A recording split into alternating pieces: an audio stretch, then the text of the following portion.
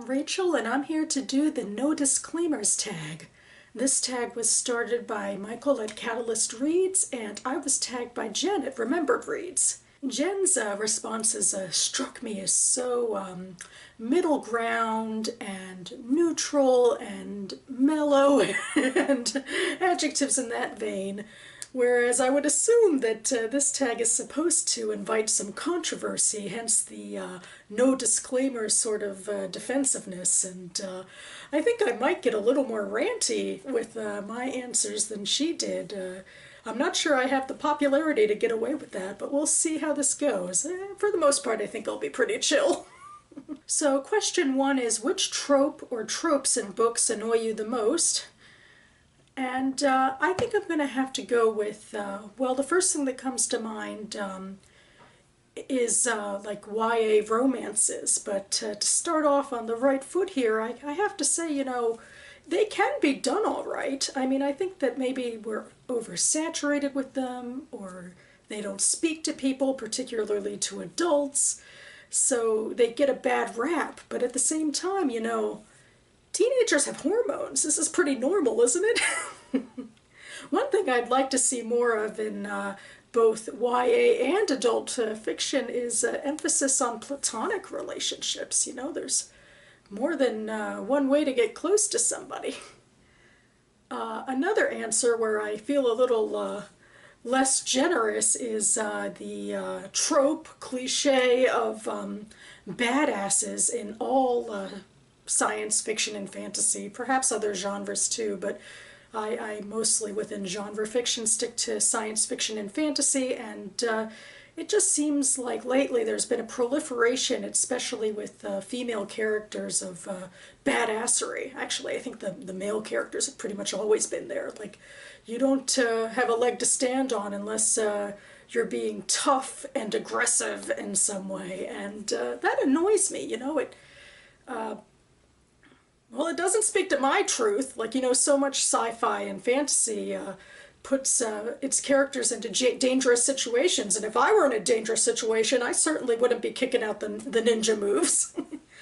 It's making me think of The Handmaid's Tale by Margaret Atwood, also because I just finished The Handmaid's Tale, and we'll probably talk about it at length in my wrap-up later this weekend. But, you know, this was published in 1985, and Offred wasn't a badass. She was someone who mostly was beat down by the system. She wasn't able to get out of it, and I feel like her story deserves to be told as well. Like, I wish that more characters in science fiction and fantasy were more relatable. That's my little mini rant to start with. Question two is, which writer or writers do you think are overhyped?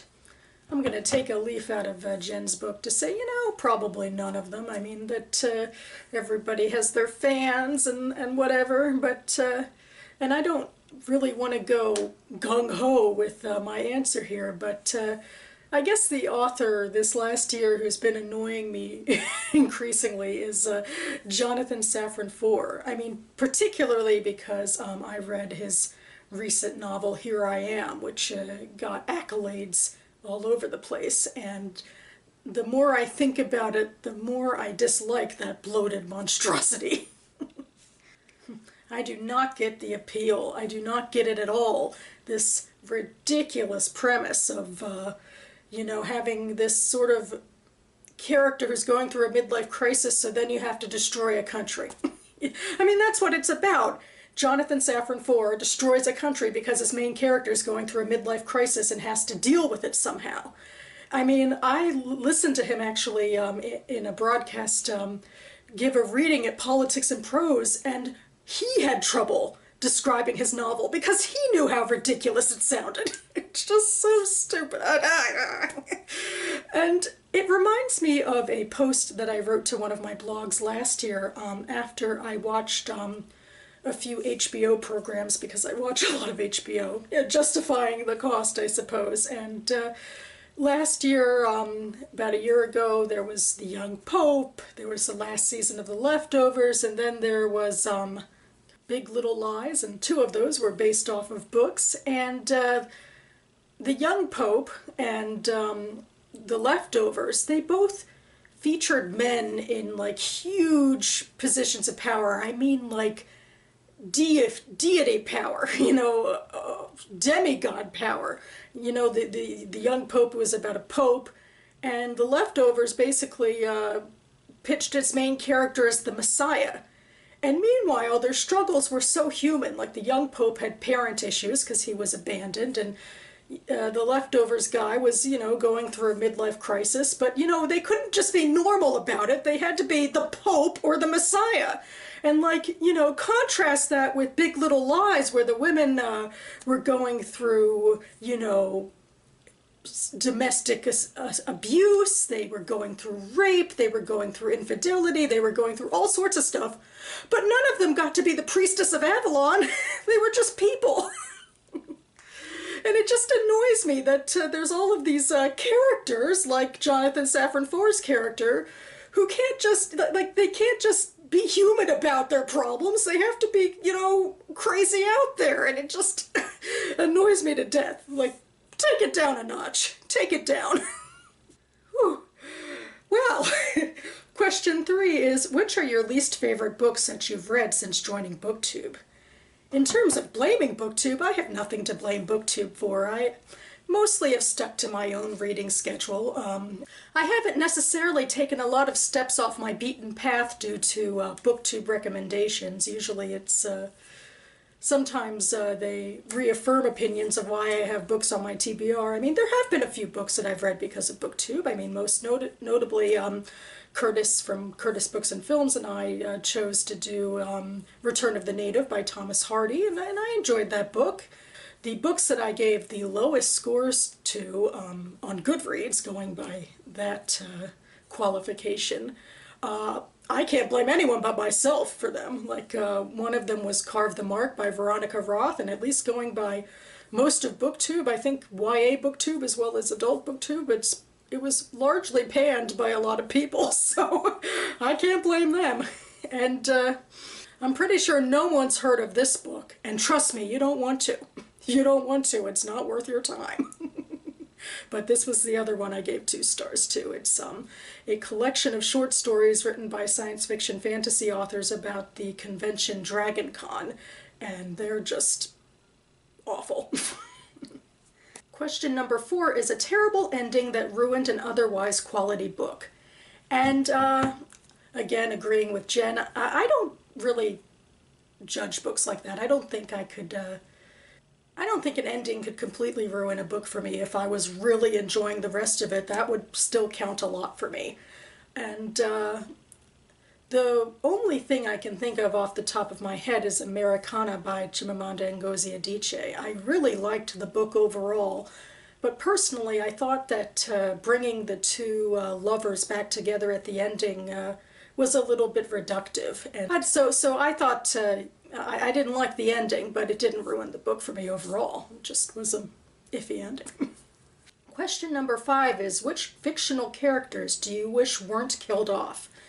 And I've been kind of raking my brain and wondering if I mentioned some character in any of the reviews that I wrote on Goodreads. I have like 300 to 400 reviews of the books I've read on Goodreads, but I can't remember referencing a character death that, like, objectively I thought was a bad thing. Like, subjectively, there's been plenty of character deaths in books that have made me sad, but I respect that it's part of the story and that it makes sense.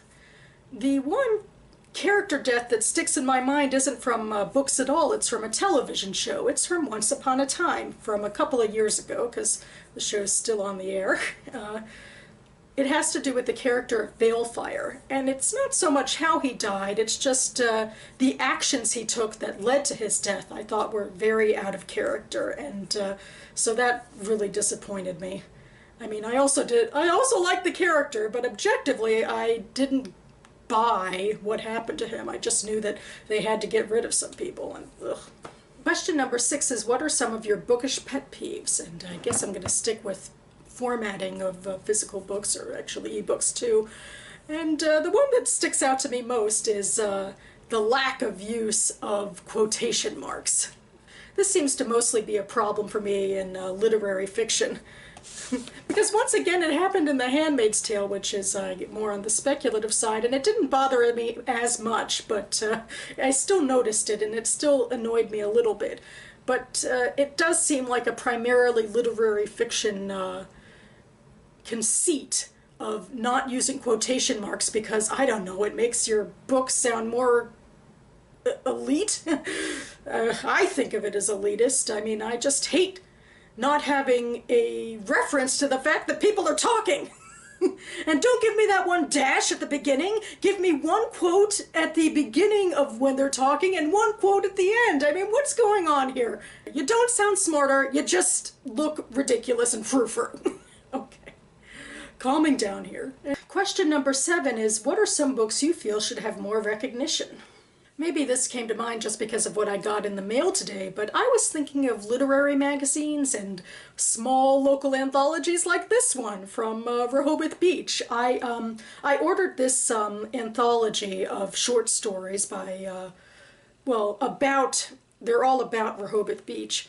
I ordered them because every year I'm trying to read and review 2 different smaller presses, like literary magazines and anthologies that that publish short stories, because, you know, they don't get a lot of play in BookTube or in other places, and I know there's a million cajillion of them, so I keep on just trying to find a couple of new ones every year to read and review, and I hope to have that up next month. Question number 8 is, what are your thoughts on censorship and banning books? Well, I am a library professional, and I have a library science degree, and I believe part of our Hippocratic oath of sorts, maybe more inferred than said aloud, is, you know, to be against the idea of banning books, because the whole idea of this degree is to disseminate information to the masses.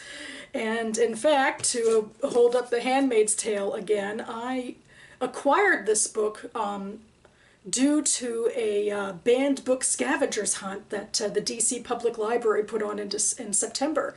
So, banning books, not a fan, not a fan. So, you know, there's the traditional thought of what it means to ban a book. I mean, I'll just, I guess, focus on America here. School boards filled with angry parents with conservative ideas that get their panties in a twist over you know, different sexualities or any sexuality or any other religion or any lack of religion or what have you coming into the books that their kids might have access to, heaven forbid.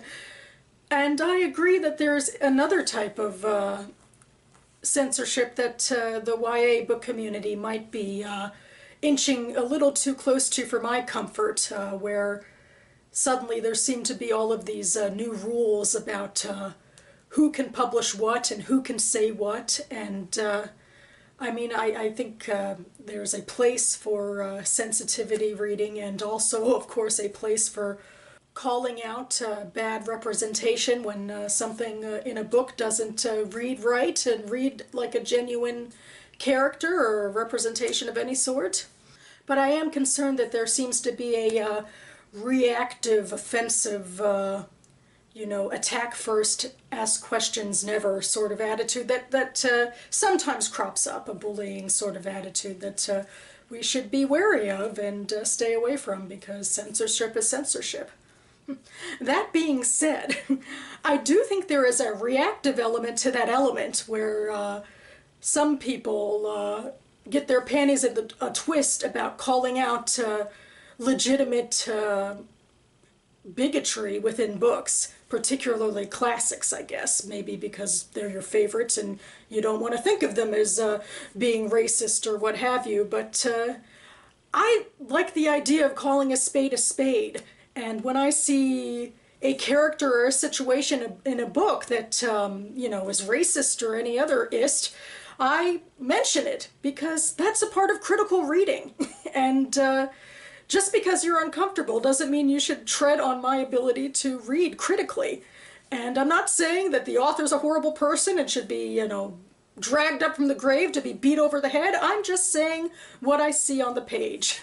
And I wish more people were cool with that. Actually, I think a lot of people are cool with that, but it just seems like we definitely live in a defensive age of people thumbing their noses at each other. But censorship is bad. That's the answer to that question. Don't censor my critical reading either. And question number 9 is, who do you tag? And I've had such bad luck with tagging people. It's been a long time since I've tagged someone who's actually done the tag. In fact, Jen tagged me in this out of acknowledgement that she still had a tag of mine left to do. So I think I'm gonna do the throw it up in the air thing, you know. Everything's made up and the points don't matter anyway, right? So if you see this and you want to do this, you're tagged. So that about covers things for me. Hopefully I kept the ranting at a minimum. Most of it's in good fun anyway. And thanks again to Jen and Michael from Catalyst Reads for this tag. And thanks so much for all of you for watching, and I'll see you next time.